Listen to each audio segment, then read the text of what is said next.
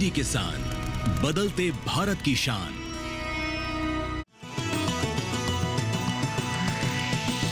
DD किसान, बदलते भारत की शान।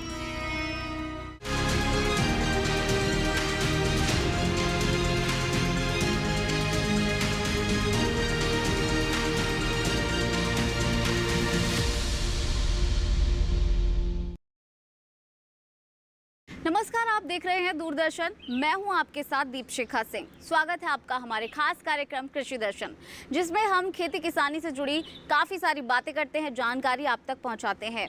इस कार्यक्रम में हम 3 सेगमेंट में बात करेंगे। सबसे पहले हम चर्चा करेंगे विज्ञान और किसान को लेकर, उसके बाद हम बात करेंगे कृषि स्टार्टअप को लेकर, और अंतिम में चर्चा का विषय रहेगा फार्मिंग इंडिया। तो चलिए शुरुआत करते हैं कार्यक्रम की।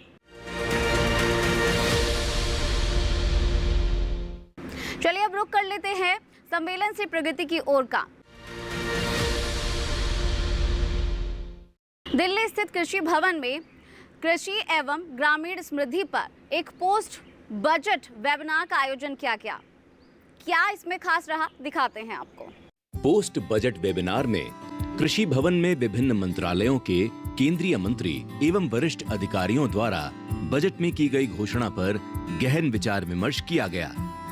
इस वर्ष के बजट में जो भी घोषणा की गई, चाहे मखाना बोर्ड बनाने की बात हो, पीएम धन धान्य कृषि योजना, ग्रामीण क्षेत्रों में पक्के मकान बनाने जैसी तमाम योजनाओं पर विस्तार से चर्चा की गई। इस वेबिनार में वीडियो कॉन्फ्रेंसिंग के माध्यम से प्रधानमंत्री नरेंद्र मोदी जी, केंद्रीय कृषि एवं किसान कल्याण और ग्रामीण विकास मंत्री शिवराज सिंह चौहान जी, विभिन्न मंत्रालय के केंद्रीय मंत्री, राज्य मंत्रियों ने अपने विचार रखे। इस अवसर पर प्रधानमंत्री श्री नरेंद्र मोदी जी ने कहा, बजट से जुड़े वेबिनार में आप सबकी उपस्थिति बहुत अहम है। इस कार्यक्रम से जुड़ने के लिए आप सभी का धन्यवाद। इस वर्ष का बजट हमारी सरकार के तीसरे टर्म का पहला पूर्ण बजट था। इस बजट में हमारी नीतियों में निरंतरता दिखी ही है, साथ ही विकसित भारत के विजन में नया विस्तार भी दिखा। बजट से पहले आप सभी स्टेक होल्डर्स ने जो इनपुट दिए, जो सुझाव दिए, वो बजट बनाते समय बहुत काम आए। अब इस बजट को और ज्यादा प्रभावी रूप से नीचे उतारने में, सही में उसका अच्छे से अच्छा, जल्दी से जल्दी आउटकम मिले,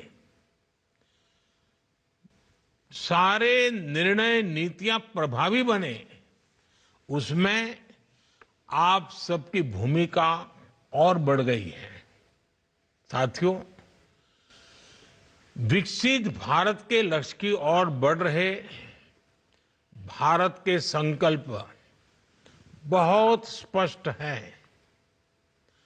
हम सभी मिलकर एक ऐसे भारत के निर्माण में जुटे हैं जहां किसान समृद्ध हो, किसान सशक्त हो। हमारा प्रयास है कि कोई किसान पीछे न छूटे। हर एक किसान को आगे बढ़ाएं। हमने कृषि को विकास का पहला इंजन मानते हुए अपने अन्नदाताओं को गौरवपूर्ण स्थान दिया है। हम 2 बड़े लक्ष्यों की ओर एक साथ बढ़ रहे हैं। पहला, कृषि सेक्टर का विकास, और दूसरा, हमारे गांवों की समृद्धि।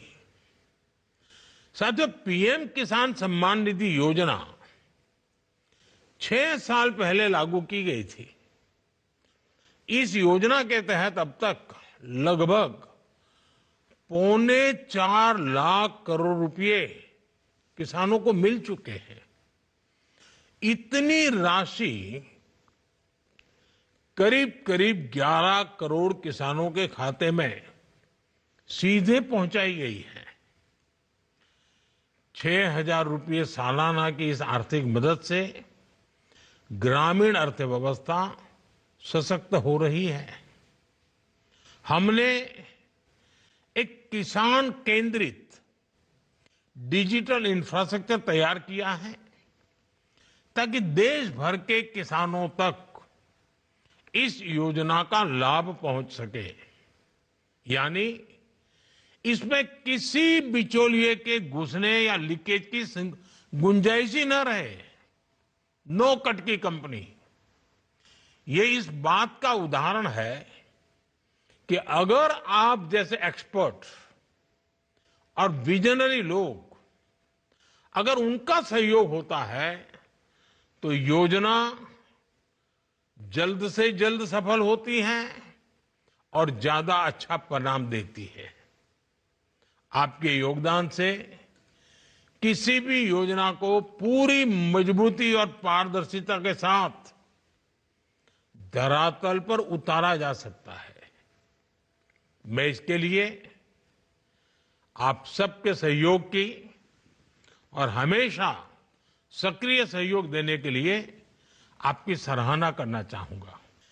आज भारत का कृषि उत्पादन रिकॉर्ड स्तर पर है। 10-11 साल पहले जो कृषि उत्पादन 265 मिलियन टन के करीब था, वो अब बढ़कर 330 मिलियन टन से ज्यादा हो गया है। इसी तरह बागवानी में जुड़ा उत्पादन बढ़कर 350 मिलियन टन से ज्यादा हो गया है। ये हमारी सरकार के बीज से बाजार तक की अप्रोच का परिणाम है। कृषि सुधार, किसानों का सशक्तिकरण और मजबूत वैल्यू चेन ने इसे संभव बनाया है। अब हमें देश के एग्रीकल्चर पोटेंशियल का पूरा इस्तेमाल करके और भी बड़े टारगेट तय पाने तक पहुंचना है। इसी दिशा में हमने बजट में पीएम धन धान्य कृषि योजना का ऐलान किया है।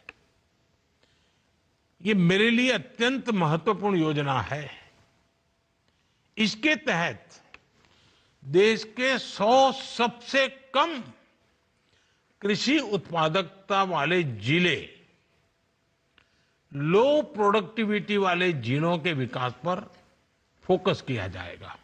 पिछले कुछ वर्षों में हमारे प्रयासों से देश में दाल का उत्पादन बढ़ा है और इसके लिए मैं किसानों का अभिनंदन भी करता हूं। लेकिन अभी भी हमारी घरेलू खपत का 20% विदेशों पर निर्भर है, आयात पर निर्भर है। यानी हमें अपने दलहन उत्पादन को बढ़ाना ही होगा। हमने चने और मूंग में आत्मनिर्भरता हासिल कर ली है, लेकिन हमें तुअर, उड़द और मसूर के उत्पादन को बढ़ाने के लिए और तेजी से ज्यादा काम करना ही है। पिछले दशक में आईसीएआर ने ब्रीडिंग प्रोग्राम में मॉडर्न टूल्स और कटिंग एज टेक्नोलॉजीज का इस्तेमाल किया। इससे 2014 से 2024 के बीच अनाज, तिलहन, दालें, चारा, गन्ना, विभिन्न फसलों में 2,900 से अधिक नई किस्मों का विकास हुआ। आपको ये सुनिश्चित करना होगा कि हमारे देश के किसानों को ये नई वैरायटीज सस्ती दर पर मिलती रहे। हमें ये भी सुनिश्चित करना होगा कि किसानों की उपज मौसम के उतार चढ़ाव से प्रभावित ना हो। आप जानते हैं कि बजट में इस बार अधिक उपज वाले बीजों के लिए राष्ट्रीय मिशन शुरू करने की घोषणा हुई है। इस कार्यक्रम में अभी जो प्राइवेट सेक्टर के लोग हैं उन्हें मैं विशेष तौर पर कहूंगा कि इन बीजों के प्रसार पर जरूर फोकस करें। ये बीज छोटे किसानों तक पहुंचने लगे, इसके लिए इन्हें सीड चेन का हिस्सा बनना होगा। और ये काम हमारा है कि हम कैसे बने।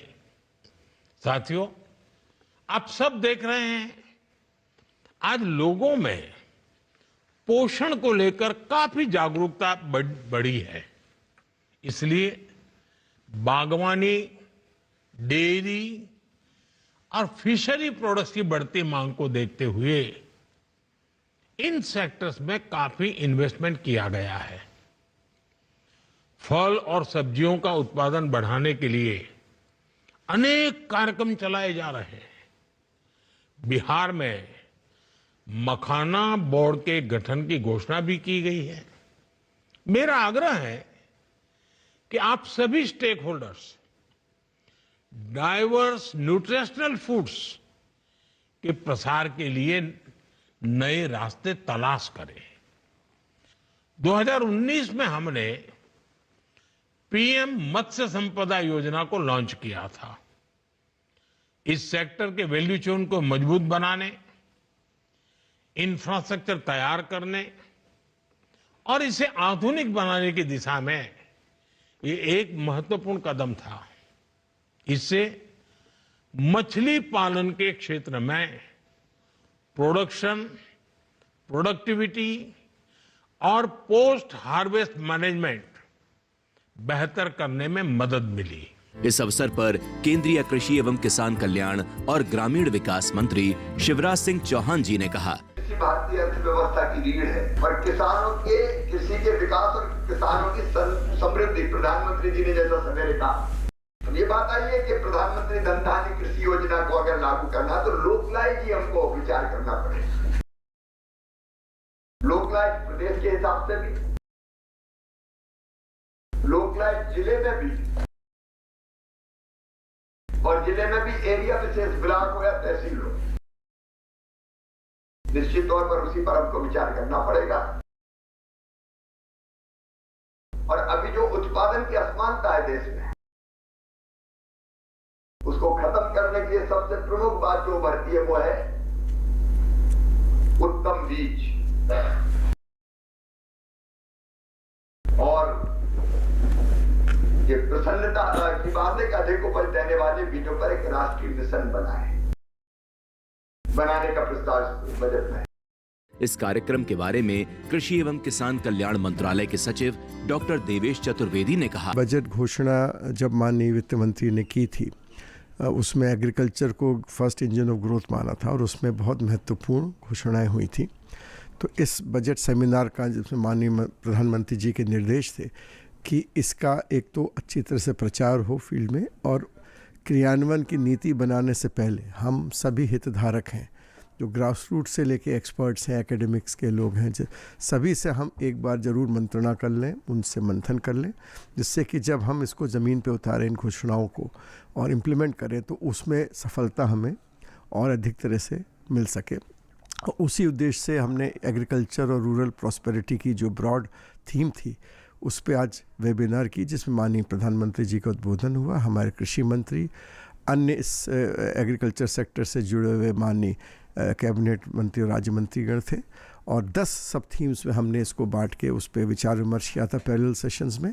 और उसके पश्चात हम लोगों ने उसको जो एक समिंग अप किया और सुझाव हमको जिन्होंने बोला स्पीक, जिनको अवसर मिला, क्योंकि उस समय में सब लोग नहीं बोल सकते थे, तो हम लोगों ने व्हाट्सएप ग्रुप में चैट बॉट के माध्यम से, ईमेल के माध्यम से भी अपने सभी हितधारकों से, विशेष रूप से किसान भाइयों और बहनों से और एक्सपर्ट्स से जो इस क्षेत्र से जुड़े हैं, उनसे भी सुझाव माने हैं, किसान संगठनों से।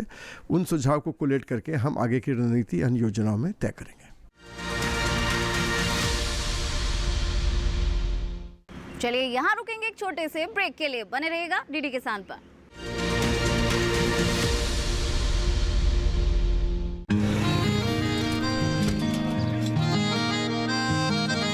क्या बात है भाई, आजकल तो काफी खुश नजर आ रहे हो। क्यों ना हो, अब मैं ऑर्गेनिक खेती जो कर रहा हूँ ये पूरा प्राकृतिक है, ऑर्गेनिक है। इसमें हमारे खेत, हमारी फसल और हमारी जेब सब फायदे में होते हैं और इसमें लागत भी कम है। जी हाँ, आप भी ऑर्गेनिक खाद का प्रयोग करें, अपनी फसल और मिट्टी को तंदुरुस्त बनाएं और आपकी आमदनी में इजाफा करें। अधिक जानकारी के लिए किसान call centre toll free number 1800-180-1551 पर कॉल करें और लॉग ऑन करें kisan.gov.in और farmer.gov.in। कृषि और किसान कल्याण मंत्रालय द्वारा किसान हित में जारी। ब्रेक के बाद एक बार फिर से स्वागत है आपका। आप देख रहे हैं हमारा खास कार्यक्रम कृषि दर्शन। चलिए अब अपने अगले सेगमेंट का रुख कर लेते हैं, जो है विज्ञान और किसान।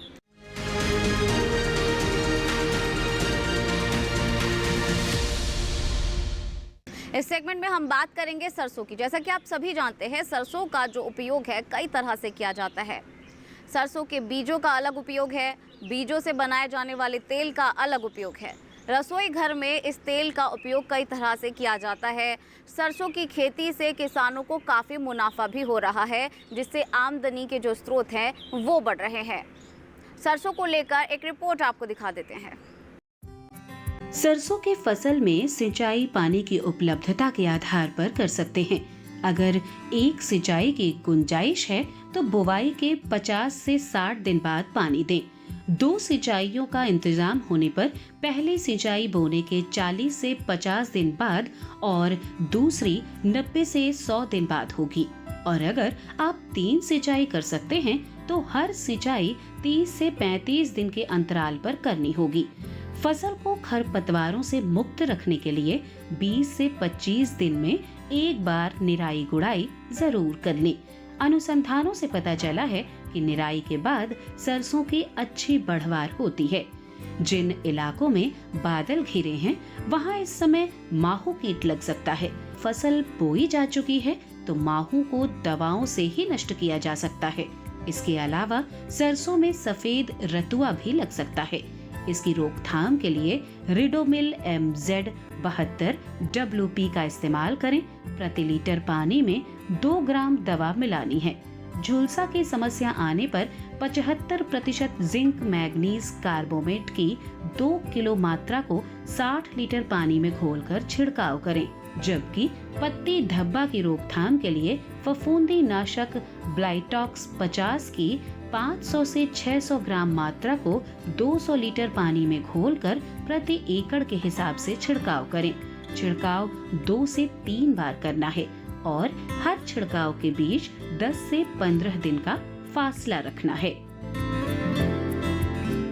चलिए यहाँ रुकेंगे एक छोटे से ब्रेक के लिए, बने रहेगा डीडी किसान पर।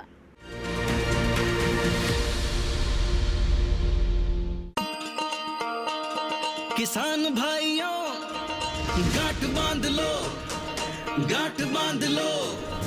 बात बहुत है काम की, समृद्धि के पैगाम की। मिट्टी के मिजाज को समझो, मिट्टी के हर राज को समझो। मिट्टी की तुम जांच कराओ, मुफ्त सॉइल हेल्थ कार्ड ले जाओ।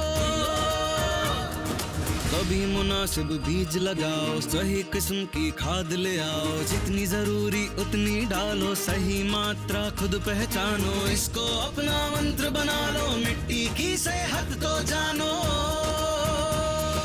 बात बहुत है काम की, कम लागत अधिक वरदान की। किसान भाइयों गांठ बांध लो। आज ही मिट्टी की जांच कराएं। राज्य सरकार के कृषि अधिकारी से संपर्क करें और मुफ्त में सॉइल हेल्थ कार्ड पाएं। कृषि और किसान कल्याण मंत्रालय द्वारा किसान हित में जारी। नमस्कार किसान मित्रों, मैं हूं आपका एआई एंकर कृष। आज हम बात करेंगे मध्य प्रदेश में प्राकृतिक खेती की ओर बढ़ते किसानों के बारे में। हाल ही में मध्य प्रदेश में 72,000 से अधिक किसानों ने प्राकृतिक खेती अपनाने के लिए आवेदन किया है। यह कदम राज्य में जैविक और रासायनिक मुक्त खेती को बढ़ावा देने के लिए उठाया गया है। इसे किसानों के लिए एक सकारात्मक परिवर्तन बताया है।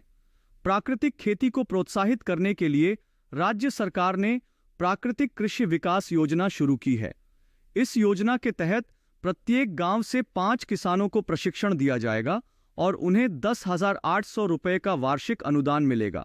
इसका उद्देश्य किसानों को रासायनिक उर्वरकों और कीटनाशकों से मुक्त खेती की तकनीकों से परिचित कराना है। केंद्र सरकार ने भी राष्ट्रीय प्राकृतिक खेती मिशन की शुरुआत की है, जिसका उद्देश्य देश भर में प्राकृतिक खेती को बढ़ावा देना है। इस मिशन के तहत 15,000 क्लस्टर्स में 1 करोड़ किसानों को शामिल करने का लक्ष्य रखा गया है। इससे किसानों की आय में वृद्धि होगी और मिट्टी की सेहत में सुधार होगा। मध्य प्रदेश के छिंदवाड़ा क्षेत्र में कई किसान अब जैविक कपास की खेती की ओर रुख कर रहे हैं। इससे न केवल उनकी आय में सुधार हुआ है, बल्कि पर्यावरण संरक्षण में भी मदद मिली है। यह पहल world wild life fund WWF और सृजन SREJAN जैसे संगठनों के सहयोग से संभव हो पाई है। प्राकृतिक खेती न केवल किसानों की आय बढ़ाने में मददगार है, बल्कि यह हमारे पर्यावरण और स्वास्थ्य के लिए भी लाभदायक है। आइए हम सभी मिलकर इस पहल का समर्थन करें और एक स्वस्थ भविष्य की ओर कदम बढ़ाएं। आज के लिए बस इतना ही। आप देखते रहिए DD किसान। धन्यवाद। ब्रेक के बाद एक बार फिर से स्वागत है आपका हमारे खास कार्यक्रम कृषि दर्शन में। चलिए अब बात कर लेते हैं फार्मिंग इंडिया को लेकर।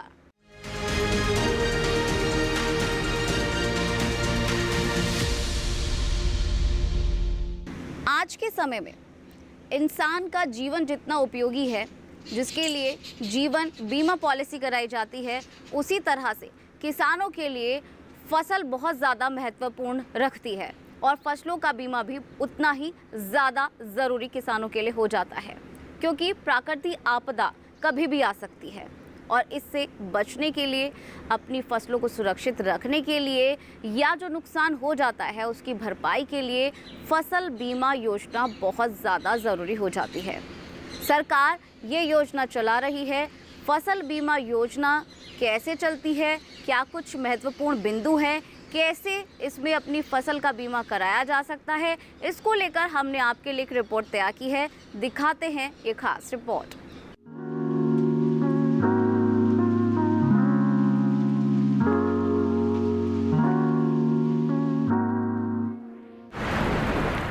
प्रधानमंत्री फसल बीमा योजना के तहत प्राकृतिक आपदा, कीड़े और रोग की वजह से सरकार द्वारा अधिसूचित फसल में से किसी नुकसान की स्थिति में किसानों को फसल बीमा और वित्तीय सहायता देना मुख्य काम है। इसके अलावा किसानों की खेती में रुचि बनाए रखने के प्रयास एवं उन्हें स्थायी आमदनी उपलब्ध कराना भी इस योजना का उद्देश्य है।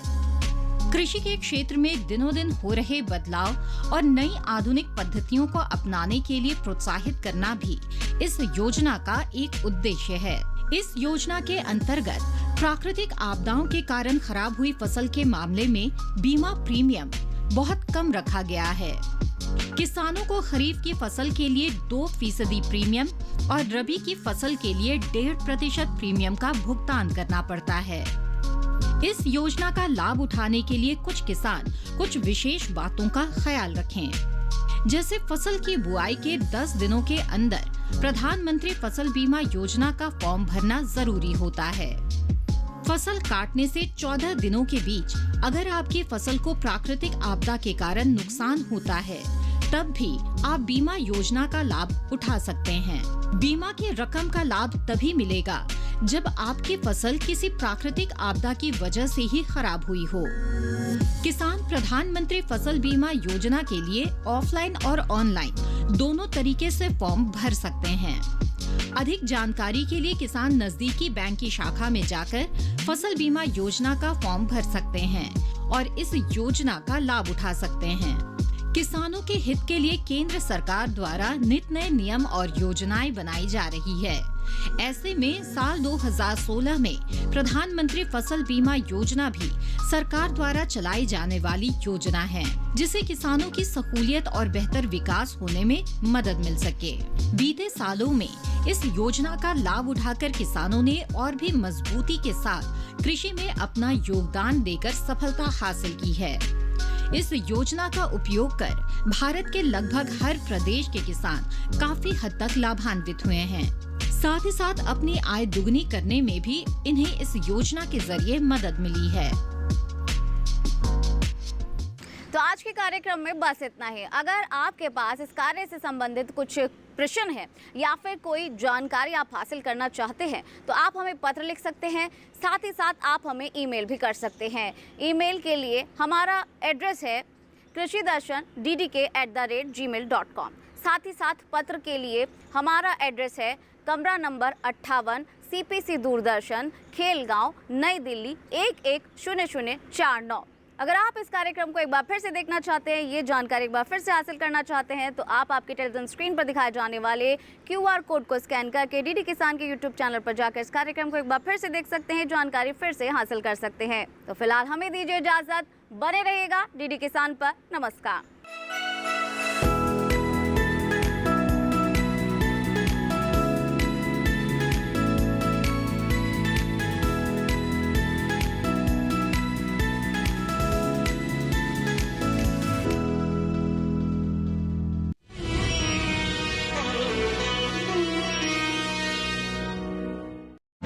हाईटेक खेती से